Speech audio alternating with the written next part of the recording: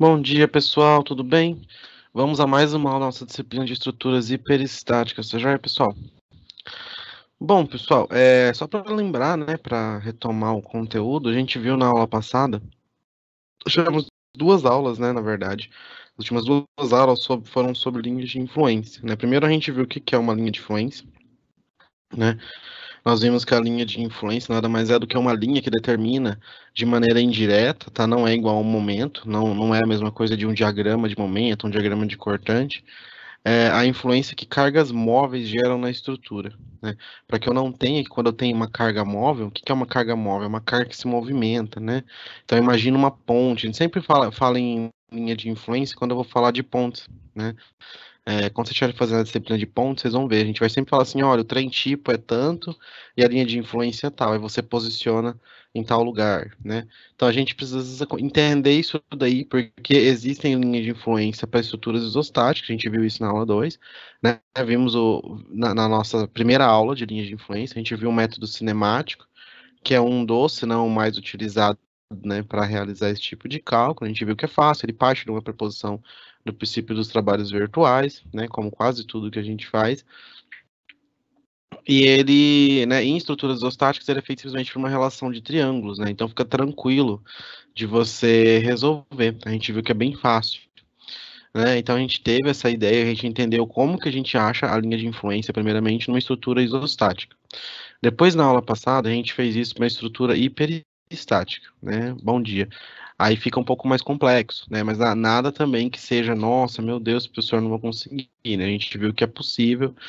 E a gente viu sempre para cortante e para momento, né? Que são os dois esforços que vão gerar uma linha de influência. E para lembrar, né? Por que que a gente tem que saber isso? Né? Vai reforçando. Muita gente às vezes fala, professor, isso daqui eu não sei onde usa, né? É quando eu tenho uma carga móvel. Então imagina que você tem um caminhão passando por uma ponte. Quando você vai dimensionar essa ponte, como que você sabe qual carregamento você vai aplicar na estrutura? Ah, o carregamento do caminhão. Tá, mas o caminhão ele vai passar pela estrutura, ele vai estar movimentando, ele não vai estar parado. Em que ponto que você considera? Ah, na estrutura inteira é superdimensionar. Você vai ter que escolher qual que é o pior ponto dessa estrutura e aplicar essa carga lá, né? A gente sempre fala de um caminhão, de um carro ou de um veículo desse gênero, né? Um veículo grande e tal. Mas a gente vai ver hoje que para a gente definir qual que é a carga que a gente vai utilizar, a gente tem um conceito que chama trem tipo, né? Eu sei que trem parece de estrutura ferroviária, né? Mas é porque esse conceito acabou vindo mesmo de estruturas de pontes, né, para ferrovias. Tem trem tipo seria qual que é a carga móvel tipo, né? A pior carga móvel possível que pode acontecer. Ah, é um caminhão bitrem com uma fila de carros na frente e atrás, né? Então eu considero a ponte cheia de veículos, só que eu tenho aí alguns pontos em que ela vai estar com mais peso, é onde eu tenho um caminhão pesado, onde eu tenho algo do tipo, né? E a gente forma um carregamento que a gente conhece aqui como trem tipo, tá bom? Eu vou dar prosseguimento, tá? Hoje a gente vai falar da representação esquemática de linhas de influência. Lembrando a vocês que a gente tem hoje a nossa aula 10, né? E depois de hoje a gente tem mais duas aulas ainda, né? A gente tem mais duas aulas de conteúdo, né? Tem a aula 11 e a aula 12, então nosso semestre já está quase, né? Já está quase terminando. Na aula que vem a gente vai falar de análise matricial e na última aula a gente vai falar de processo de cross, tá bom? Essa análise matricial, pessoal, dá um pouco de trabalho, né? Vocês vão ver. A gente não vai conseguir fazer, acho que, exercício juntos. Eu vou deixar todo o passo a passo pronto, né? E vocês vão fazer o exercício da apostila de vocês para treinar, tá? Porque demora para montar a matriz, né? Tem que fazer passo a passo, mas a gente vai ver certinho aqui com calma, tá bom? Então eu vou começar, vocês já me conhecem, já sabem que qualquer coisa, se precisar, pode interromper, tá? Só perguntar, sempre deixo o livro aqui para que perguntem. Já peço já desculpas pela tosse, minha tosse alérgica não passa.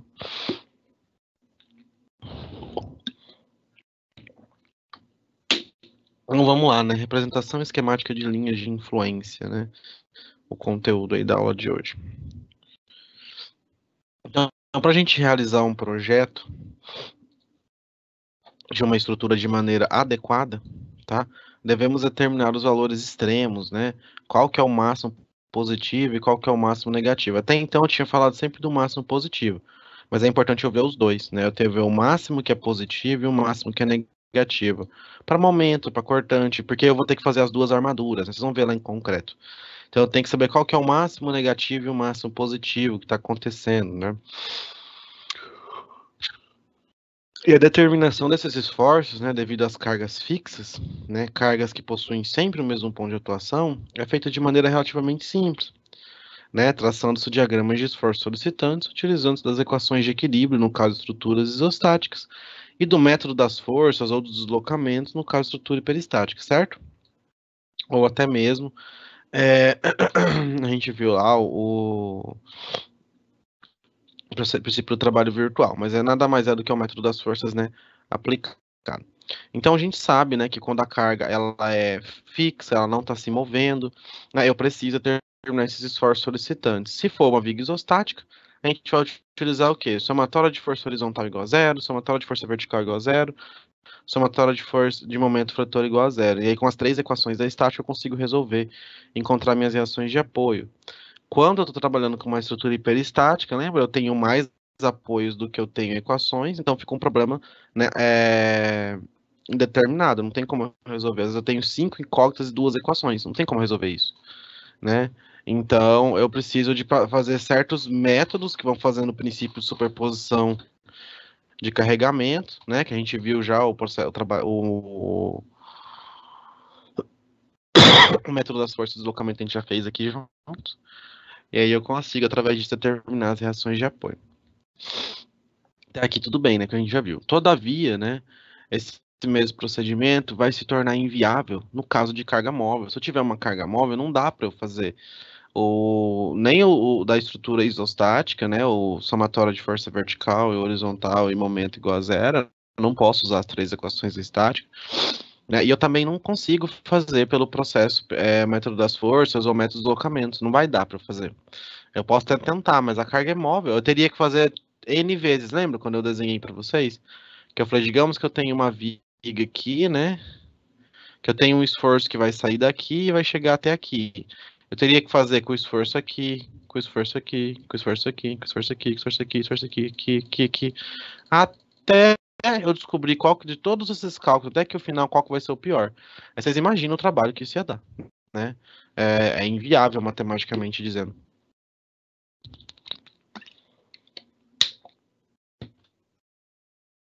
De buscar, né, alguma outra ferramenta, né? Então, torna-se inviável no caso de cargas móveis. Por quê? Né? Porque essa carga ela pode atuar em qualquer ponto. Ela está se movendo, então ela pode estar atuando em qualquer ponto a N momentos, né? Teríamos que traçar diversos diagramas de esforços solicitantes, né? Variando a posição da carga para a gente conseguir determinar os valores dos esforços extremos, tá? Então fica complicado para mim quando eu falo nisso, né? Quando eu penso de fazer dessa forma. Então, quando uma carga móvel atua numa estrutura, né, a gente tem que primeiramente determinar em que ponto posicionar a carga móvel para que ela provoque o máximo valor positivo ou negativo do esforço. Professor, mas não tem como eu fazer também um jeito que eu determine a carga se movimentando e o esforço cinemático? Existe, tá, gente? Vou falar para vocês que não existe? Existe, né? Existem métodos que você consegue fazer a carga andando na estrutura e o diagrama ir mexendo conforme ela vai andando e a reação de apoio mudando. Que é o que acontece na vida real, né? Esses métodos cinemáticos são extremamente complexos, tá? São métodos que dependem de integrais triplas, de derivadas de segunda, terceira ordem, né?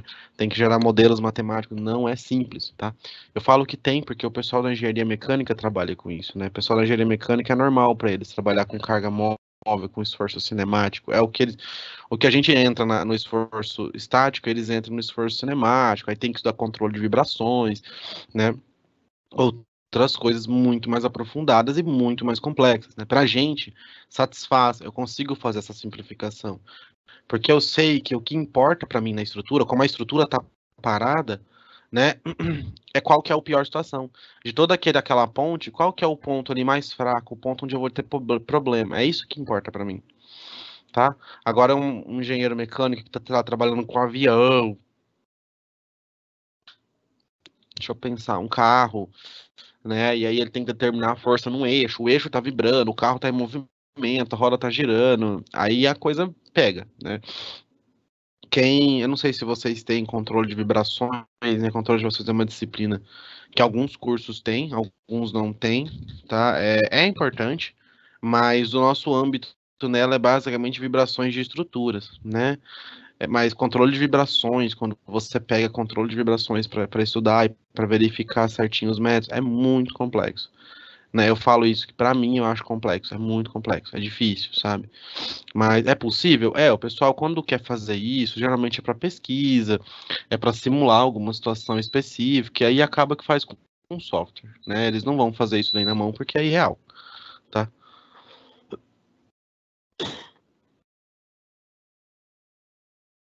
Então esse procedimento, né, ele é feito utilizando-se as linhas de influência, para eu não ter que entrar nesses métodos extremamente complexos, tá? Como a ordenada da linha de influência, né, em um ponto X da viga, a ordenada sempre é o eixo Y, tá? Então, como a ordenada da linha de influência em um ponto X da viga corresponde ao valor do esforço na seção analisada, quando a carga unitária é móvel sobre esse mesmo ponto X para encontrar o máximo valor positivo desse esforço na seção analisada, basta posicionar a carga móvel sobre o trecho positivo da linha de influência, né? E aí a gente consegue fazer a determinação do máximo valor negativo, é feito de maneira análoga. Então, do mesmo jeito que a gente fez para o positivo, né? Lembra como que a gente fez, né? Aqui eu estou falando para vocês, ó. Como sempre que eu tenho uma viga, né? Digamos que aqui eu tenho uma linha de influência assim, ó, né? A ordenada da linha de influência em um ponto X, então nesse ponto X aqui, por exemplo, né? De uma viga, ela corresponde ao valor do esforço na seção analisada quando uma carga unitária móvel está sobre esse ponto X. Então, esse valor aqui, ó, corresponde, né, ao esforço quando teria uma carga de 1 aqui, né? Para encontrar o máximo valor positivo desse esforço, na seção analisada, basta posicionar a carga móvel sobre o trecho positivo da linha de influência, pelo o máximo ponto. Aqui. E aí a determinação do máximo valor negativo, que a gente não fez ainda, né? A gente não tinha pensado em trabalhar com valor negativo. A gente já está trabalhando somente só com valor positivo. É feito do mesmo jeito, né? Então, só para vocês entenderem, ó. Eu tenho aqui, por exemplo, né, uma linha que eu tenho um carregamento, ele nem fala de valores, né? E o que acontece? Ó, repetindo esse mesmo procedimento para outras. Perdão, pessoal, risquei errado, peraí. Então, repetindo, né, esse mesmo procedimento para outras seções da viga, é possível encontrar os valores máximos e mínimos do esforço para cada uma dessas seções. Ponto. Então, vocês imaginam que eu tenho uma viga, né? E aí, esse esforço, não é, a gente sempre está treinado a pensar que ele está estático, né? Ele é móvel. Então, eu faço assim, ó, nessa seção eu aplico esse carregamento, ó, né? Vamos falar que ele é de 10 aqui. De 10 kilonewtons, né, por metro, tá? Pode ser. Eu aplico aqui e vejo. Depois eu aplico aqui, ó. Vejo também. Depois eu aplico aqui e vejo, né? Isso nos permite fazer a representação gráfica dos valores máximos e mínimos de determinado esforço em uma viga. Eu já consigo ver que aqui eu tenho máximo e aqui eu tenho máximo, aqui positivo e aqui negativo, né? A curva obtida unindo-se a esses pontos de máximo e mínimo é chamada de envoltória de esforço, né? É isso que me interessa. A gente já vai ver como é que é isso, tá?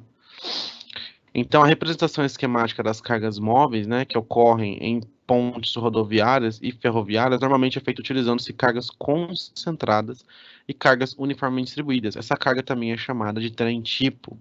Falei para vocês agora há pouco do trem-tipo, né? O que é isso, professor? Ó, quando eu tenho uma carga móvel numa ponte, imagina que fosse assim, ó. Imagina que aqui, deixa eu tentar fazer aqui embaixo para vocês. Imagina que aqui é isso, ó. Tá? É um caminhão, por exemplo, tá? Eu não, na verdade eu fiz errado, peraí.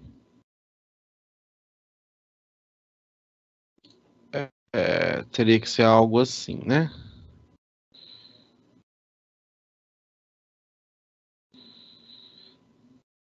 Então, em cima dos eixos do caminhão, onde é mais pesado, eu coloco uma carga concentrada, tá vendo? E aí aqui eu imagino que tivesse um carro aqui na frente dele. um veículo de passeio. E aqui atrás dele, é como se tivesse também outro carro, ou vários carros até, tá? Dependendo do lugar. Isso quer dizer para mim o seguinte, é uma pior situação, que eu tenho uma fila de carros, né, com caminhões pesados no meio. E aí, onde tem o eixo do caminhão, eu coloco, né, essa carga aplicada. O trem tipo, gente, aqui nessa disciplina a gente pega ele pronto, tá? A gente não vai determinar como que é feito o trem tipo. Mas lá em Pontes, quando vocês tiverem que fazer, aí lá vocês vão ver como é que eu acho, qual que é o trem tipo que eu tenho que considerar para dada estrada, vai depender do movimento, tem um cálculo para isso, tá? Então, no trem tipo, as cargas concentradas representam os eixos de um veículo de grande porte, né, que eu falei para vocês, ó, a carga concentrada é um eixo de um veículo de grande porte, enquanto que a carga uniformemente distribuída representa os demais veículos de menor porte que circulam na ponte, também conhecida como carga de multidão, tá? Alguns livros não chamam de trem tipo, chamam de carga de multidão.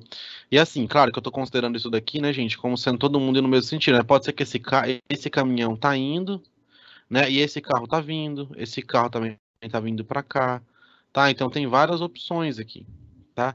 Eu posso ter caminhões se cruzando, né? Qual que é a pior situação? Dois caminhões pesados se cruzando no mesmo ponto, né? E esse ponto ser o ponto fraco. Então eu posso ter esse tipo de nuances de como que o esforço pode estar aplicado. As cargas concentradas, né? Elas podem ter suas posições invertidas, já que o veículo pode transitar nos dois sentidos, certo? Então a carga de multidão, por sua vez, pode ser interrompida ao longo de alguns trechos da viga, visando maximizar ou minimizar os valores de esforço solicitante desejado. Eu que vou determinar isso, tá? Então os valores das cargas concentradas e uniformemente distribuídas de um trem tipo, eles são definidos por norma de acordo com a categoria da rodovia ou da ferrovia, tá? Então, eu preciso falar para vocês, professor, como é que eu vou fazer esse trem tipo? Não precisa se preocupar. Quando chegar a hora de fazer isso em ponte, vocês vão ver como é que faz. O DENIT tem, né, as normativas, né, em função da classe, da carga de veículos que passam na rodovia, né? Então, sabendo qual o trem tipo e qual a carga permanente que atuam sobre uma viga, a gente pode fazer a representação gráfica dos valores extremos da força cortante, que é chamada, né, de envoltória de força de cortante. Tá, a gente vai ver para cortante, depois a gente vai ver para o momento, tá? São processos semelhantes, tá? Não tem muito o que fugir. Então, para isso, né, deve-se traçar a linha de influência de vários pontos dessa seção, e em cada uma dessas linhas de influência posicionar a carga móvel de forma a obter valores máximo e mínimo da força cortante para cada seção. É mais fácil mostrando do que realmente explicando, né? Vai ter um exemplo agora. Então, o valor da força cortante que é provocada pela carga móvel em cada seção, quando eu vou colocando a carga móvel, o trem tipo, eu coloco em cada pedacinho da minha viga, né? Também deve ser somado ao valor da força cortante provocada pela carga permanente, porque eu tenho uma carga permanente na ponte, né? Quando eu tenho aqui a ponte, eu tenho a carga permanente, que é a carga do peso próprio dela, mais a carga do veículo que está passando por cima dela. Então, eu considero todo mundo para eu saber, né? E é isso aqui eu faço normalmente com um diagrama de força cortante. Então, dessa forma, cada seção analisada da viga terá um valor máximo, maior positivo, e um valor mínimo, maior negativo, para uma seção S qualquer. Então, eu coloquei aqui um exemplo para a gente ver junto, tá? Deixa eu só ver se a gente tem alguma dúvida até aqui, porque senão fica difícil depois. Até agora tá tranquilo, né, pessoal? Tá dando para entender? No exemplo vai ficar um pouco mais claro, eu acho.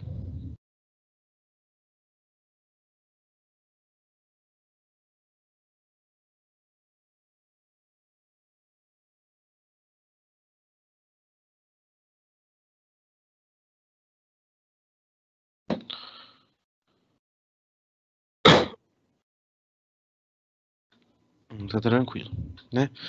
Então, determinar a envoltória de força cortante para a viga, então essa viga aqui, ó, né? Analisando as seções A, direita, né? B, C, esquerda, C, direita e D. A gente já vai entender. Supondo que a viga está submetida à carga móvel indicada, né? E uma carga permanente de forma distribuída de 10 km por metro. tá? Então, uma carga permanente 10 kN por metro estaria aqui aplicada nessa viga inteira, tá? Ele nem representa aqui, tá? Mas é como se ela tivesse aqui, ó, a viga inteira, tem o 10, que é o peso próprio dela. Só que eu tenho, além dessa carga aqui, mais essa carga móvel aqui, esse trem tipo, que vai passar aqui por cima dessa estrutura. Tá vendo? Aí eu tenho que ver, né, a envoltória de esforço cortante para essa viga, tá? E agora, né, como que a gente vai fazer? Então vamos lá. Primeiramente, vai ser feita a análise da carga permanente, certo? Como trata-se de uma viga isostática, né? A gente tem uma viga isostática, sempre parte de uma isostática primeiro para ficar mais fácil. Determinam-se as reações de apoio por meio das equações de equilíbrio. Então, tranquilo, somatória de momento trava-em A, né? Se eu tenho uma viga, uma carga distribuída aqui, ó, né? É como se eu tivesse aqui uma carga de 10 kN por metro. É como se eu tivesse uma força aplicada aqui nesse ponto de 60, né? Então, vai ser menos 10 vezes 6, né? Vezes 3, que eu vou achar essa carga de 60, 10 vezes 60 vezes 3, menos. Aí eu tenho esse outro pedaço aqui, ó, né? 10 vezes 3 metros dá 30 vezes 3, 3 com meio, 7,5. Mais C de Y, né? C na direção Y vezes 6, igual a zero. Se eu fazer essa continha aqui, né? Aqui vai dar menos 60, aqui vai dar 10 vezes 3, 30, 30 vezes 7,5 vai dar... Deixa eu pensar de 30 vezes 7,5... 225. 225 menos, né, 10 vezes 6, 60, vezes 3, 180, vai me dar 67,5 de resultante. Né? Se eu for fazer a somatória de vertical, eu sei que, né, a força vertical aplicada aqui em A, mais a força vertical aplicada em C, vai ser a mesma coisa que 10 menos 9, 10 vezes 9, menos 10 vezes 9. Vai me dar 22,5. Pronto, achei a reação de apoio, achei A e achei C, né? Faço as equações de equilíbrio, então, como eu mostrei para vocês, né? Admitindo um aumento anti-horário positivo, tá? Eu deixei aqui só para vocês saberem, né? Porque às vezes vocês vão depois repetir e falar, meu, não dá. Porque vocês sabem que se você quiser adotar o momento como horário positivo, pode, não tem problema. Você não pode errar, tá? Mas a gente, no livro sempre, de vocês sempre admite, né? O momento anti-horário como positivo. Eu tinha um professor que gostava de mostrar, sabe, que não adianta decorar isso, você tem que saber realmente o que que acontece e fazer, né? O que que ele fazia? Cada exercício ele resolvia de um jeito. Um exercício ele considerava positivo, no próximo ele fazia negativo, no outro ele fazia positivo, então você via que, tipo, tanto faz. Depende de como você vai lá, como você vai analisar. Então ele deixava bem claro assim, eu não tenho regra, você vai fazer do jeito que você quiser, mas tem que dar certo. Né? Os equilíbrios não mudam, a matemática não mente. Né? Então, a gente vai fazer a reação de apoio das seções para a gente traçar o diagrama de força cortante. Então, ele traçou um diagrama de cortante aqui, ó, né? Dessa forma, é possível determinar o valor da força cortante provocada pela carga permanente em cada uma das seções. Então, eu sei, né, ó, aqui é 22, aí vai caindo, caindo, caindo, cai, até menos 37. Depois 30 de uma vez e vai, né? A seguir, né, ó, você tem um diagrama de cortante. Deve ser feita a análise da carga móvel. A carga móvel estava aqui quietinha. Eu estava falando só no carregamento distribuído que tem aqui, né? Agora eu vou jogar essa carga móvel aqui em cima, tá? Para encontrar os valores máximos e mínimos de força cortante provocados pela carga móvel. Então eu já tenho aqui o da carga permanente. Só que agora eu preciso fazer o da carga móvel. Em cada uma das 5 seções, né? E agora, professor, o que eu faço? Calma. Para isso, né, basta que seja traçada a linha de influência de força cortante para cada seção e posicionada a carga móvel de forma a obter seus valores máximo e mínimo da força cortante em cada seção. Então, eu posicionei ela aqui, tá vendo? Ó, 20, um carregamento de 5 e 30, né? Eu sempre coloco a força aplicada em cima do apoio, tá vendo? Eu nunca coloco ela aqui solta no meio, porque eu quis, tá vendo? Aqui, ó, ela tá até no meio, tá vendo? Mas na hora de eu aplicar, eu sempre vou posicionar a força aplicada em cima do apoio, isso é importante, tá? Ó, força aplicada em cima do apoio. E aqui, ó, aqui é uma seção, né, ó, é uma parte. Depois eu considerei essa outra parte, continua sendo um carregamento de 5 em todo esse pedaço, só que ela colocou as forças móveis ó, em cima dos pontos, né, e aí a gente faz jeito que a gente fez na aula passada, não dá tempo da gente entrar aqui de novo, mas é só repetir aquele processo de semelhança de triângulo, e a gente faz a carga móvel, faz a linha de influência, né? A linha de influência de força cortante na seção à direita, com o posicionamento da carga móvel para determinar o valor máximo e mínimo e da força cortante. E para encontrar o valor máximo da força cortante nessa seção, devemos posicionar o trem tipo somente no trecho positivo, né?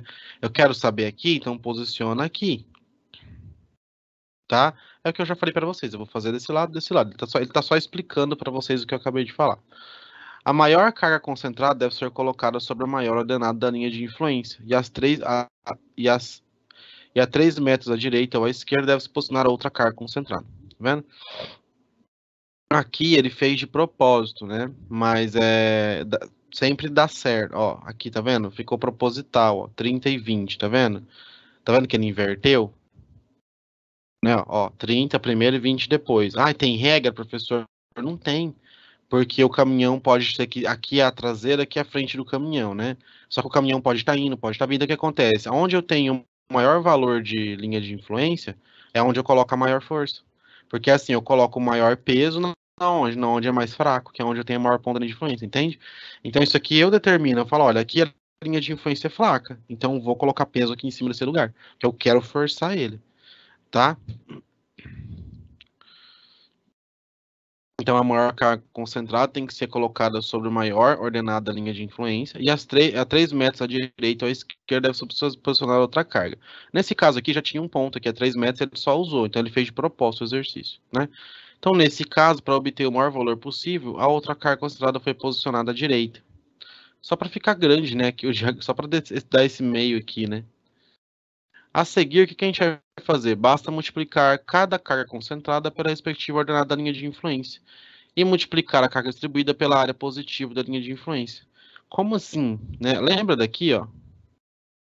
Vou fazer a resultante permanente da móvel. É isso aqui, ó. Né? Então, vamos lá. Carga concentrada pela respectiva coordenada. Ó. Carga concentrada de 30. Aqui, ó, nesse ponto. Ó. Qual que é a ordenada? É 1. Então, vamos lá. 30 vezes 1. Né? Que valor que é? Positivo. Positivo. Mais 20 vezes meio. Por quê? Porque o 20 está aplicado nesse ponto, a linha de influência aqui é meio. Ó. 20 vezes meio. Mais, isso aqui eu considerei, né, a carga móvel. 5 vezes 6 vezes 1 de por 2. O que é isso? Né? O carregamento distribuído, ó, ele não é de 5, certo? Então eu vou fazer 5, que é o carregamento distribuído, vezes, qual que é a área desse triângulo aqui, ó? Feito pela linha de influência. É 6 de comprimento, né, de base, vezes 1 de altura dividido por 2. Então, 6 vezes 1 dividido por 2. Se eu fazer essa conta aqui, 55. Então, achei. E para encontrar o valor mínimo da força cortante de seção, deve-se fazer o mesmo procedimento, porém, posicionando o trem tipo somente no trecho negativo. Aí que tá aqui, ó. Tá vendo? Posiciona aqui. Tá vendo? É que vocês estão percebendo que isso aqui é nessa seção A, né? Ó. Direita e esquerda. Então, posiciona aqui. E agora, professor? Mesma coisa. Vai ter um triângulo e eu vou ter aqui, ó. Né, ó. 30 vezes menos meio. Por que menos meio? Porque é meio negativo. Então, é 30 vezes menos meio. Menos 30. 20 vezes zero. Por que zero? Porque aqui é zero. A linha de influência está no zero. Então, não tem. 20 vezes zero, corta. Zero. Mais 5 vezes menos 3 vezes 0, 5 dividido por 2. Ué. Ó, base, altura dividido por 2. Ou base, altura dividido por 2. Tanto faz. O importante é deixar o sinal, né? Menos 18,65. Achei. Né? Então, encontrei já 2 pontos. Eu vou fazendo isso, né? Ó. Permanente, móvel. A permanente, lá no diagrama, né? Aqui, ó, a gente viu que era 22,5. Né? A móvel, calculando aqui, deu quanto? Deu 55, né? Então, 22 mais 55 deu 77, certo? Agora, quando eu vou fazer o negativo, né? Aqui, ó, tinha dado 22,5 também, certo? Só que negativo dá menos 18, fazendo essa conta aqui, ó.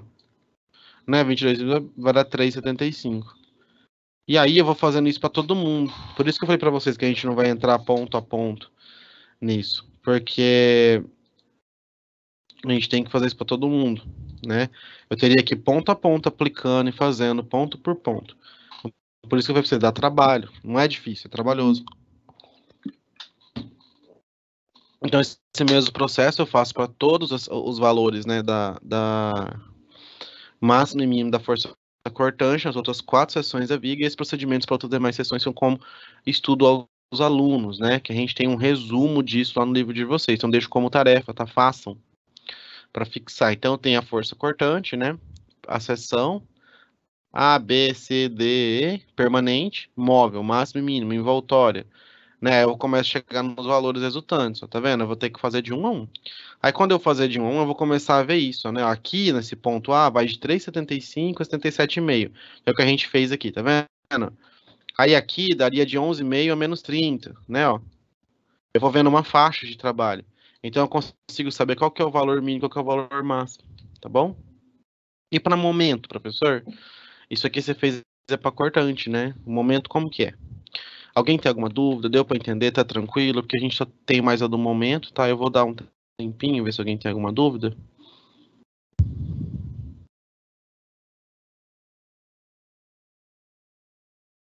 Deixa eu ver se tem alguma coisa no chat.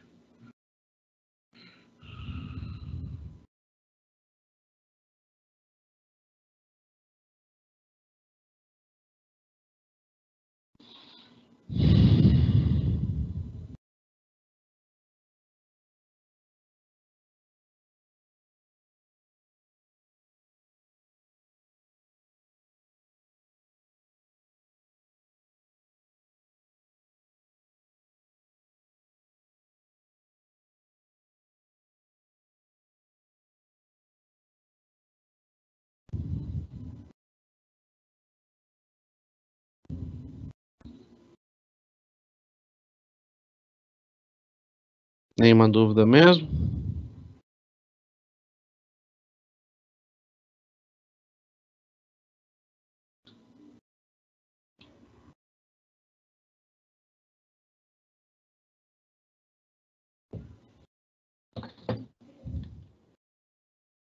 Então, no momento fletor é a mesma coisa, né? A gente vai fazer a representação gráfica dos momentos fletores máximos e mínimos, que corresponde à envoltória de momento fletor, é feita de forma análoga da envoltória de cortante, não tem muito o que mudar. A gente vai fazer a linha de influência em várias seções da viga, determina o valor máximo e mínimo do momento fletor para essas seções que a carga móvel gera, né? E esses valores são somados ao diagrama de momento fletor feito da carga permanente. Então, para a viga isostática, o método cinemático permite que a gente consiga traçar as ordenadas de momento. Lembra que a gente aplica um deslocamento angular, né, uma inclinação angular em cada ponta, e pela semelhança de triângulo eu consigo descobrir ali o momento, né? Todavia, no caso de viga hiperestática, o método cinemático nos permite apenas determinar o aspecto da linha. Lembra? Eu não consigo achar a linha. Eu acho que ela tem esse formato de curvatura, eu consigo saber mais ou menos aonde vai estar o máximo, onde vai estar o mínimo, mas não as ordenadas, né? Então, portanto, para traçar a envoltória de esforço de uma viga hiperestática, a gente tem que determinar o aspecto da linha de influência do esforço nas várias seções ao longo da viga, e aí com aí a gente vai conseguir identificar e posicionar a carga móvel, tá bom? Então, para encontrar esses valores, basta que a carga móvel, né, que a carga que está se movendo ali na minha ponte, ela seja posicionada no local adequado, né, e que a viga hiperestática seja resolvida por algum método de resolução. Então, primeiro a gente tem que fazer ela, tem que fazer pelo método da força, pelo método de deslocamento, né? Eu vou deixar isso como sendo assim, já está feito, porque se a gente fosse entrar aqui para fazer o método da força, o método de deslocamento que a gente já viu lá atrás, a gente ia gastar a aula inteira para fazer ele, para depois fazer a linha de influência. Vocês já sabem fazer. Então, repetindo esse processo por várias sessões e somando os valores provocados pela carga móvel aos valores provocados pela carga permanente, né, que é a que eu terminei pelo método das forças, tá? É possível traçar. Então, vamos lá, ó. Considere a viga hiperestática dessa figura aqui, né? Ela possui aí uma rigidez de 104,2 kN por centímetro.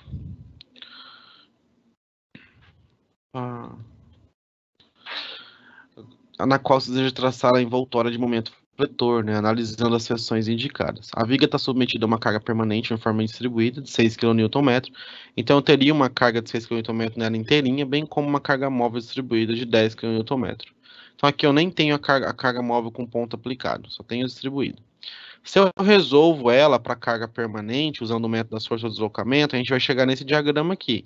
Isso aqui a gente já viu, vocês já sabem fazer, né? Então fica como para vocês relembrar lá o que a gente aprendeu na unidade 2, tá bom? Então eu traçaria ela lá pelo método das forças, né? E chegar aqui. Tranquilo, professor. Depois de feito isso, né? Para determinar o valor máximo e mínimo do momento fletor provocado pela carga móvel na seção B, por exemplo, aqui, a gente vai traçar o aspecto da linha de influência de momento fletor nessa seção, por meio do método cinemático. Lembra? Eu jogo inclinação aqui,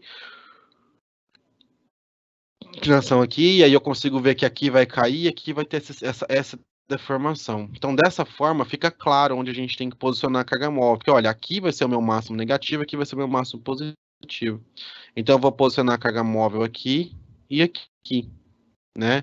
Porque se eu posso fazer de um jeito, deixa eu só tentar explicar aqui para vocês. Eu posso fazer de um jeito que fique assim, ó.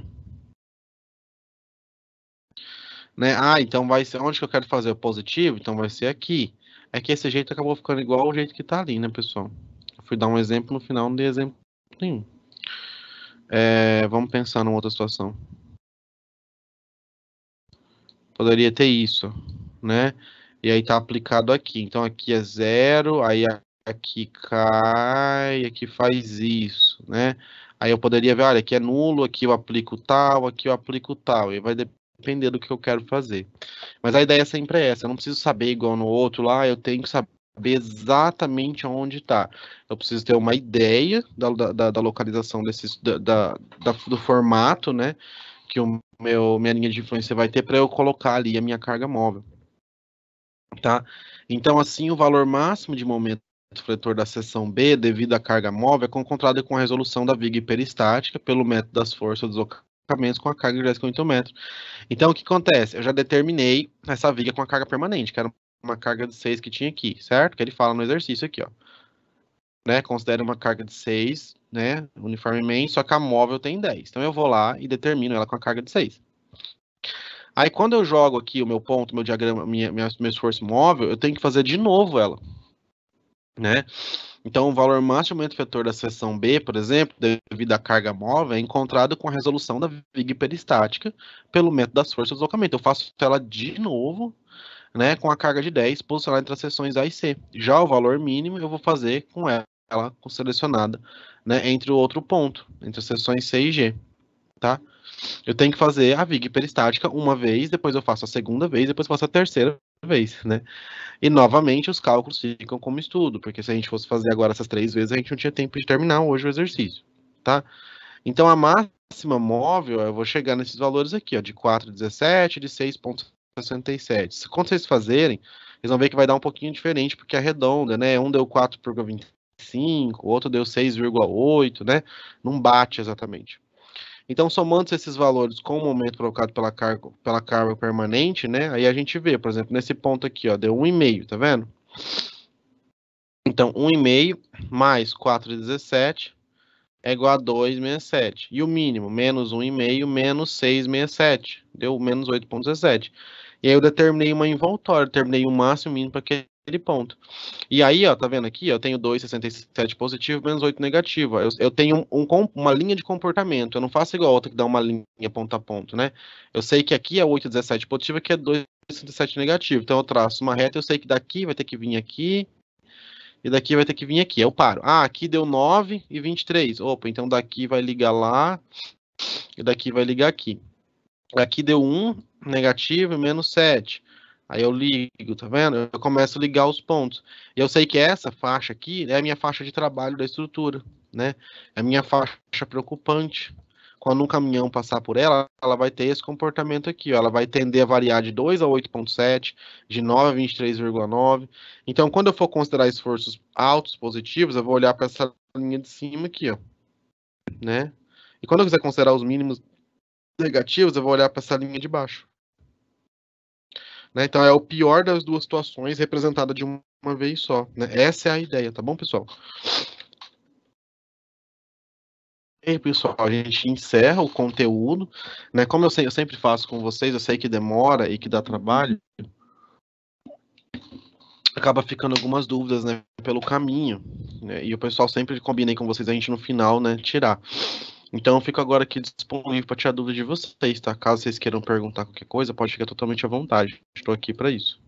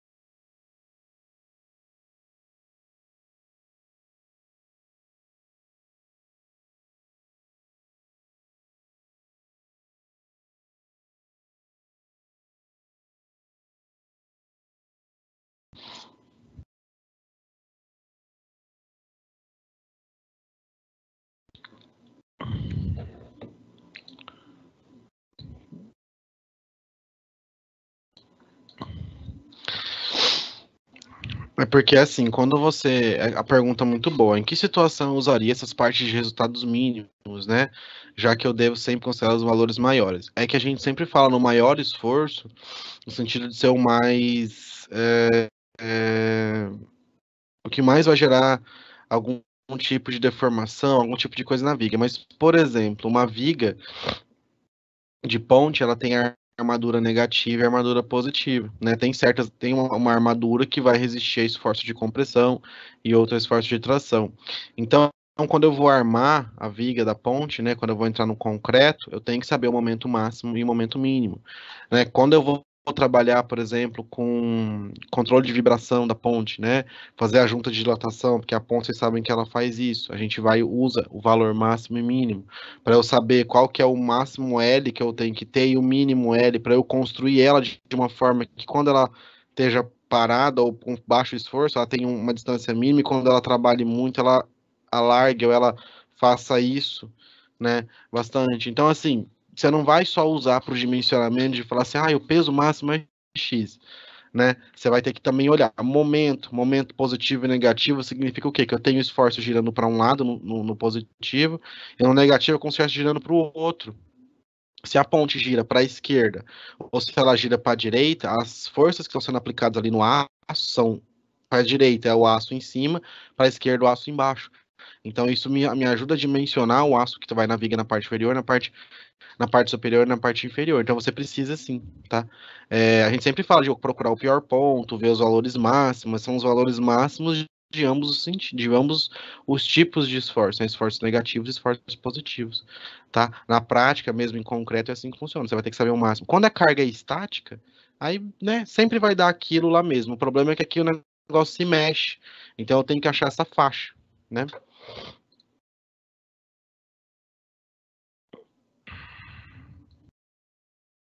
Exatamente. Mas é exatamente isso. É que não tem como eu necessariamente mostrar uma conta disso para você, porque você vai ver isso mais em pontos em concreto. Mas vamos pensar aqui, ó. Quando você vai armar, se você for fazer a armada, né? Você vai armar uma viga dessa, né? Aqui você tem você tem, por exemplo, nesse ponto aqui, ó. Esse ponto aqui é ótimo para isso. Você tem 8,17 momento positivo e menos 2,67 momento negativo. O que isso quer dizer na estrutura? Isso quer dizer que esse momento positivo, se eu adotei o sentido anti-horário como positivo, quer dizer que aqui, quando o esforço, né, é alto, a viga vai, a tendência é que essa estrutura tente girar para cá. Quando o esforço é mínimo, a tendência é que essa viga tente girar para cá. Se eu pegar e cortar essa seção aqui, ó, e pensar que ela é isso, ó, tá, da viga, e aqui eu tenho um aço, um aço, um aço, outro aço, o que vai acontecer? Quando a viga está girando para cá, aqui embaixo, o que vai estar acontecendo? Aqui embaixo eu tenho tração. E aqui em cima eu tenho compressão. Então, quem vai trabalhando é esse aço. Eu vou fazer um dimensionamento, certo? Vou colocar aqui D1. Vai ter um dimensionamento. Quando eu tiver no esforço mínimo, a viga vai estar girando ao contrário. Aí vai mudar. Quando ela girar para cá, né? Aqui em cima vai estar tendo tração e aqui embaixo compressão. Lembre-se, tração, o aço trabalha, compressão, o concreto que aguenta. Né? Aí aqui eu vou ter que cuidar desse aço. Às vezes, tá, em estruturas de carga fixa, a gente vai ter sempre o quê? O mesmo aço. Né? Se aqui eu usar uma barra de 3/8, aqui embaixo eu também vou usar a mesma barra. E em pontes nem sempre isso acontece, tá? Em ponte, às vezes aqui em cima eu tenho uma barra de 1 polegada e aqui embaixo uma de meia. É claro que são sempre maiores, mas você muda porque depende de como que esse esforço está acontecendo. Agora aqui, ó, nesse ponto, eu vou sempre usar esse, porque esse aqui é o máximo, tá? Aqui, esse aqui é o mínimo.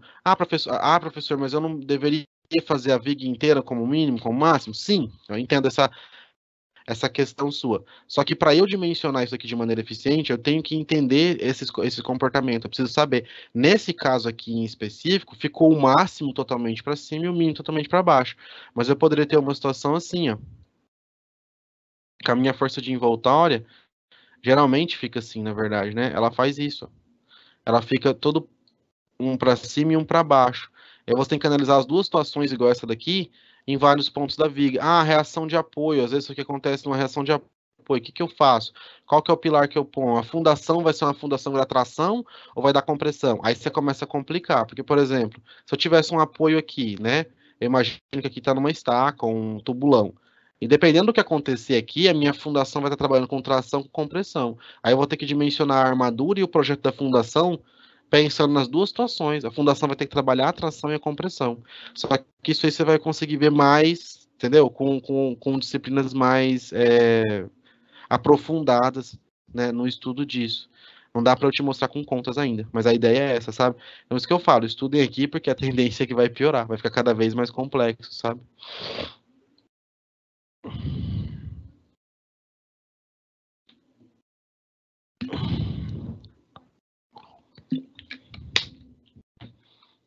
Mas muito boa pergunta, viu? Porque fica às vezes é essas perguntas que são boas, que às vezes para ficar claro, né, tem que entender, mas para onde que vai isso, né? Por que que eu tô fazendo isso? Eu sempre tenho que usar o máximo. Na verdade, eu entendo por que que não faz sentido.